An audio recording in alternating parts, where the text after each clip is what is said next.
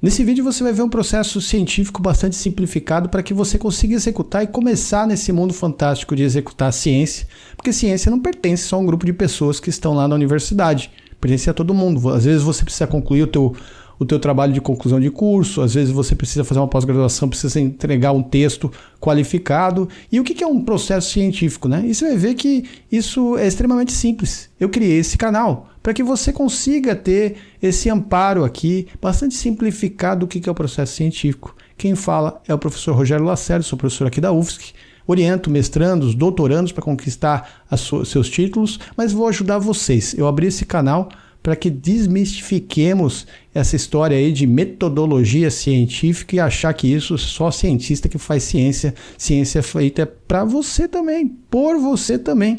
Para seguir esse canal, segue até o fim que eu vou te explicar como é que funciona. Olá pessoal, meu nome é Rogério Lacerda, sou professor aqui da UFSC e também oriento mestrandos, doutorandos, além de ter nossas atividades também de graduação e oriento também trabalho de conclusão de curso, obviamente.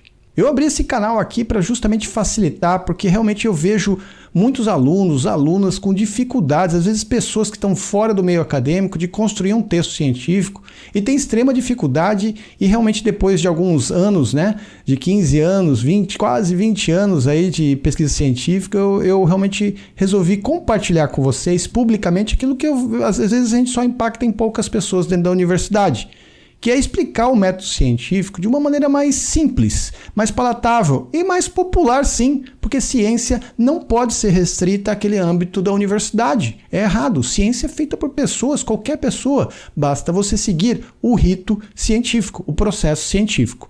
Obviamente, se você quiser ter o título de mestre, doutor, você vai precisar estar regularmente matriculado, né, num programa de pós-graduação. Mas precisa ser mestre, mestrando, doutor para publicar e fazer ciência? Obviamente que não. Obviamente que não. Então esse canal aqui vai ser farto aqui em exemplos práticos. Tomara que venha vocês aqui, deixe o seu joinha, seu comentário. O canal está começando, compartilha com a sua rede social, né, com a sua rede de amigos, para que a gente consiga alavancar, até para eu saber se existe interesse nesse tipo de conteúdo, beleza? Esse processo que eu vou apresentar aqui, ele é um processo simplificado que ao longo do tempo eu fui desenvolvendo, né, para graduação, para fazer pesquisas de campo, e ao meu ver, assim, ele está sendo muito útil também para mestrandos e para doutorandos entenderem, né? Porque vamos acabar com essa história assim, a minha metodologia, não existe metodologia, o que existe é o método que você usa. Tá?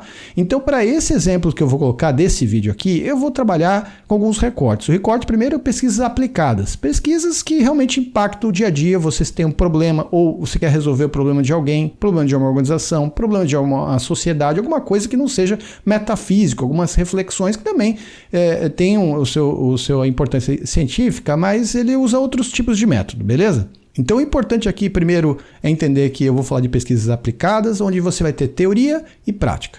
Então feito esse recorte de pesquisas aplicadas, para você ter o rito científico, você vai ter que ter então esse cotejamento entre teoria e prática. Então eu vou dividir esse vídeo em duas partes, o gráfico também que eu vou apresentar ele está em duas partes. Primeiro ter um bom respaldo teórico. Quando eu falo teoria, realmente alguma coisa que sustente os pré-requisitos assim para você ir para campo. Depois você vai ir para campo, fazer as suas investigações e chegar nas conclusões, beleza? Então, processo simplificado, se você quiser começar a fazer uma pesquisa, tem o teu TCC, né? Ou você é um profissional liberal, quer trabalhar com algum tema e quer saber aquele assunto de uma maneira científica, pode seguir esses ritos aqui. Então, como primeiro passo desse processo simplificado que eu vou apresentar nesse vídeo, a gente tem a seleção de artigos científicos, né? Porque são nos artigos científicos que são publicados os resultados das pesquisas mundo afora. Tá? Então, o que está publicado em artigo científico, ele tem um certo respaldo científico. Por que certo respaldo? Porque existem revistas top mundial, que nem a Nature, vocês já devem ter ouvido falar, e também tem revistas que a gente chama de predatórias, são criadas simplesmente para coletar dinheiro e publicar pesquisas incompletas, mal feitas, né? Então é importante que você separe esse joio do trigo. Na maioria das vezes existem revistas honestas, sérias, que essas revistas vão te dar todo o amparo para você trabalhar essa pesquisa que você está iniciando. Então eu não vou entrar em polêmica aqui, eu peço simplesmente para facilitar a tua vida. Exclua livro, exclua dissertações e teses, trabalho de conclusão de curso que você acha pela internet, relatórios aí que você não tem fonte, né, que a gente chama de literatura cinzenta, exclua tudo isso aí, tá? Você não precisa disso. E de uma maneira gratuita, você tem o Google Acadêmico, o Google Scholar, que você pode buscar usando as palavras-chave do teu interesse, né? E você pode achar bons artigos lá. Lá também vão ter livros, vão ter outros relatórios, né? E aí, com os artigos, vai ter vídeo apropriado sobre isso, tá, gente? Com os artigos vai te dar uma massa aqui interessante para você começar a pesquisar. Quantos artigos eu recomendo que comece uma pesquisa? Comece com 2 ou 3, você não precisa de muito, você precisa de bom conteúdo. E o que é um bom conteúdo? Aquele que cumpre o segundo passo. Vamos ver? Então o segundo passo é realizar a síntese teórica dos artigos selecionados. Você deve ser capaz de, usando esses artigos, encontrar 3 pontos importantes aí para você fazer essa síntese teórica. Conceitos, trajetória histórica e componentes. Repare que é uma síntese teórica. Eu não estou falando para você resumir esses artigos. Resumir o artigo o artigo trata disso, fala disso, fala disso. Não é uma boa síntese. A síntese o tema que eu estou pesquisando vamos supor um tema meu aqui, gestão de projetos. Gestão de projetos, conforme esse artigo aqui, ele é definido como, então você tem que apresentar conceitos bem robustos. O gestão de projetos, ele veio de onde? Quem inventou esse termo? Ele precisa trazer trajetória histórica, como a gestão de projetos evoluiu ao longo do tempo. E o terceiro elemento, que são a componentização. Esses artigos têm que te dar insumos para pegar o teu tema e subdividir ele em partes. Gestão de projetos pode ser subdividido em planejamento, execução e controle, por exemplo. Mas vamos pegar um outro tema, vamos pegar da psicologia, perinatalidade, beleza? Então eu vou falar, quais são os conceitos? O que significa perinatalidade? Esses artigos têm que te dar uma visão plural do que significa isso. Será que só tem uma visão? É um autor só que está certo, o resto está tudo errado? Então você tem que buscar formas de enxergar o mundo de uma maneira abrangente. Perinatalidade. Qual que é a trajetória histórica? Ele remonta a quantos anos atrás, quem começou a estudar, de onde veio, tá certo? Tem que te dar a trajetória histórica. E a perinatalidade? Ela pode ser componentizada só? Ela é única? Ou você pode separar ela em vieses, visões de mundo, perspectivas, componentes? Isso facilita o seu leitor. Isso é uma boa síntese teórica para o seu início de pesquisa. Então é muito importante nesse momento, você muitas vezes entra em loop. Qual que é o loop? É que quando você vai tentar conceitos, trajetória histórica e componentes, esses artigos não te dão um bom insumo, eles não citam sobre isso, eles não tratam. Tudo bem, não são artigos ruins. Então o que você deve fazer? Voltar para o passo 1, que é ir lá e pegar mais artigos e tentar fazer síntese teórica até que você realmente consiga um texto que consiga falar desses 3 elementos de uma maneira fácil, palatável. Que eu costumo falar que o leitor é uma pessoa, você está entendendo que a pessoa é um expert, ela não é uma pessoa que quer aprender sobre o tema, então você tem que falar de uma maneira bastante agradável, como se ela não soubesse nada sobre o tema, beleza? Então é dessa maneira que a gente começa a construir síntese teórica. A síntese teórica, qual que é o tamanho dela, Rogério?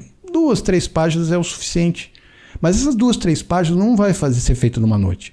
Vai ser fruto de dias de leitura, escrita, revisão. Leitura, escrita e revisão. E o mais fundamental é você, estando no meio desse processo, aprendendo sobre o seu tema. No final, quando você consegue ter esses 3 elementos, você pode ser capaz, então, de extrair a assertiva dos artigos. O que é extrair a assertiva dos artigos? São afirmações feitas pelos autores desses artigos que podem ser úteis para o teu campo, né? Então, nesse momento, eu tenho um exemplo aqui, né? Eu peguei um artigo e está colocando lá, abre aspas, é fator crítico para as empresas que os usuários do sistema sejam adequadamente treinados. É uma afirmação, ela pode ser útil no campo. E aqui o volume importa, gente. Quanto mais assertivas você conseguir extrair dos textos, que não é fruto da tua opinião, ela é fruto dos artigos, melhor. Assertivas são afirmações contidas nesses artigos. Você queria um quadro, né, de item a item, quais são as assertivas relevantes para aquele teu texto que você fez. Aí sim, tem o 4º passo que emerge as perguntas norteadoras de campo. Né? A gente está preparando o último passo da teoria, é você pegar cada assertiva e transformar ela em boas perguntas. Você só consegue chegar nesse passo depois de ter lido e escrito sobre o tema, ou seja, você ter entendido o tema. Por isso que eu vou desmistificar aqui, esse negócio de logo de largada ter um objetivo e pergunta de pesquisa no primeiro dia de pesquisa, gente, aquilo lá não serve do ponto de vista prático, não serve muita coisa. Porque para fazer boas perguntas realmente relevantes do ponto de vista científico, você tem que ter lido. Você não vai fazer perguntas simplesmente curiosidade, você não sabe nada sobre o tema. Então é muito importante que é nesse momento que surgem as reflexões tuas, que você ter lido e escrito sobre um tema. E aqui está um exemplo. né? Se é fator crítico para as empresas treinarem os usuários, a pergunta do aluno investigador é: como a empresa treina os usuários? Então eu quero pesquisar como aquela teoria, como aquele fenômeno, né, que a gente fala, como aquela teoria ela se aplica naquele contexto. Será que se aplica ou não? E se aplica, tá certo? E se não aplica, a empresa está errada ou não? É a teoria que está errada? Então muitas vezes a gente faz isso é a magia da ciência acontecendo. E agora a gente vai virar a página do vídeo, virar a página desse gráfico e vai falar sobre a prática. Vamos lá. O primeiro passo de você ir a campo é planejar o teu campo. Você tem que definir quem são as pessoas e quais as organizações que vocês vão investigar. Cuidem com a investigação por conveniência. Ela é útil, é um argumento, mas ela é muito frágil do ponto de vista científico. Eu quero estudar uma empresa, mas um empresário ou uma pessoa, mas eu vou escolher ela porque ela é minha amiga, ela é no meu círculo social ou porque ela é mais perto da minha casa. É um argumento extremamente frágil esse. Você então pensa nas características que essa pessoa e aquela organização têm e você encaixa, assim, aquilo que tiver economicamente mais viável de ti, que tenha menos o seu tempo.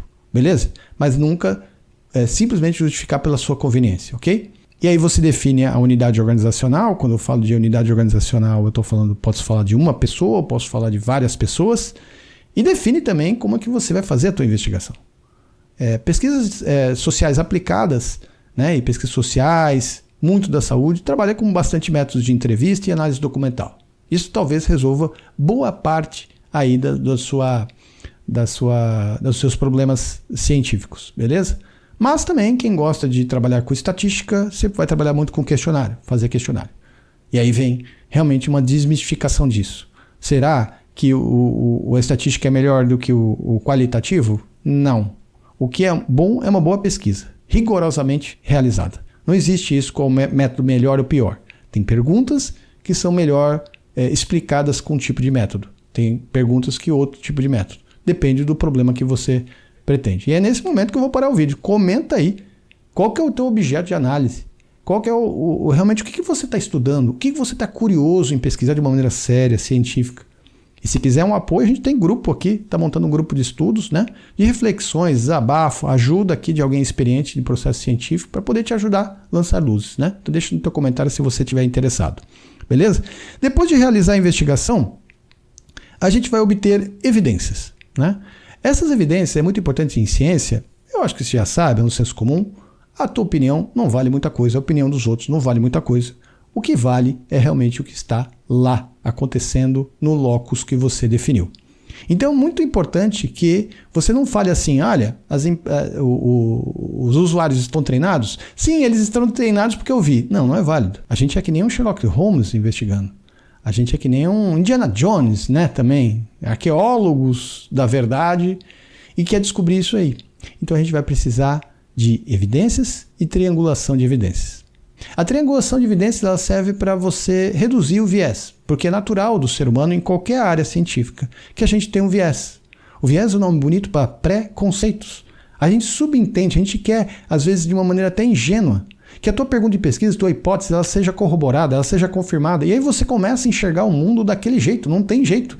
Então, para reduzir isso, a gente vai trabalhar, todo cientista sério trabalha com triangulação de evidências. Então, por exemplo, se eu quero ver se as pessoas estão sendo treinadas, tem a lista de presença aqui. Eu vou dar como suficiente? Não, eu preciso triangular isso. Eu vou pegar uma pessoa lá da lista de presença e vou perguntar para ela se ela estava e como é que foi o treinamento e se ela aplica aquele treinamento ou não.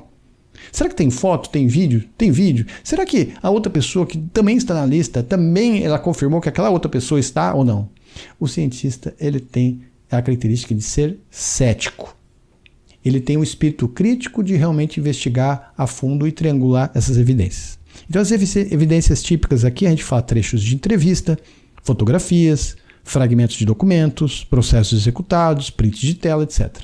E nesse momento é fundamental falar, é básico, mas sempre é bom falar, ética. Ética e pesquisa é fundamental, principalmente se você está trabalhando com a saúde. As classes da área de saúde têm estritos, né, um protocolo bastante austero de como trabalhar com saúde, seja ela mental ou seja ela física. Né? Nas áreas sociais aplicadas, basta a autorização das empresas, dos gestores, das pessoas para que ele participe da pesquisa. E depois você vai fazer as suas investigações, também é um ciclo, tá, gente? Não é assim, eu vou a campo, e escrevo o meu artigo científico e deu. Não, você vai a campo, vai gerar essas tuas aprendizados da aplicação de um conhecimento, vai gerar um texto e vai gerar reflexões e volta a campo, triangula, está faltando isso, está faltando aquilo, e aí o ciclo, quando é que ele se fecha? Quando você estabiliza, os resultados estão triangulados e você realmente conseguir estabilizar os resultados encontrados. Então você tem que tecer as suas considerações com espírito crítico, analítico, né? Se a tese, né, se a hipótese, se aquela teoria for corroborada, ou seja, você viu aquela teoria sendo aplicada, será que realmente é isso? Como é que ela foi como é ela materializada lá no mundo real? Isso é singular, é isso que a comunidade científica quer ver. E se realmente aquela teoria não é corroborada, você não obteve evidência, você tem que ter o espírito crítico de entender, peraí, quem está certo? A teoria ou a empresa? Né? Será que você também não errou, que você não investigou direito? Então você tem que ter esse espírito crítico sempre de não... A verdade não é aquela que vem a priori, né, preliminarmente, né, nos seus dados. Muito menos, às vezes, a verdade não vem com os seus pré-conceitos achando que o mundo é daquele jeito que você imagina. Às vezes não é. Então essa característica de redução de viés e ceticismo, ela é fundamental para bons pesquisadores.